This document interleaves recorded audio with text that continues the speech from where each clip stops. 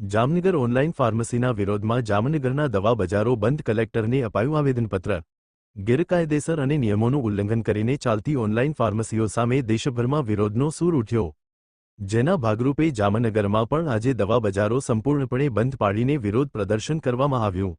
800મી વધુ વેપારીઓ બંધમાં જોડાયા। ICDF all India chemist and druggist federation દ્વારા આપવામાં આવેલા બંધના એલાનને જામનગરમાં વ્યાપક સમર્થન મળ્યું છે।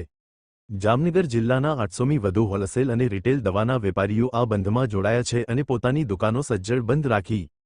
કેમિસ્ટ એસોસિએશનની દ્વારા માંગ કરવામાં આવી કે ગેરકાયદેસર ઓનલાઈન ફાર્મસીઓ બંધ થાય, ઈ-ફાર્મસીઓમાં થઈ રહેલી ગેરરીતિઓ અટકે અને સરકાર આવી ગેરકાયદેસર પ્રવૃત્તિઓ પર તાત્કાલિક પ્રતિબંધ મૂકે। સરકાર દ્વારા નક્કી કરાયેલા હોલસેલ અને રિટેલ માર્જિન કરતાં પણ વધુ ડિસ્કાઉન્ટ આપીને ઓનલાઈન ફાર્મસીઓ ગ્રાહકોને આકર્ષી રહી છે, જે સામાન્ય વેપારીઓ માટે નુકસાનકારક છે। ઓનલાઈન માધ્યમો દ્વારા ડુપ્લિકેટ કે નકલી દવાઓનું વેચાણ વધવાની પૂરેપૂરી શક્યતાઓ રહેલી છે, જે દર્દીઓના સ્વાસ્થ્ય સાથે ગંભીર ચેડા સમાન છે। એસોસિએશનના હોદ્દેદારો અને વેપારીઓ દ્વારા કલેક્ટરને આવેદનપત્ર પાઠવીને આ માંગણીઓ સરકાર સુધી પહોંચાડવા રજૂઆત કરવામાં આવી છે।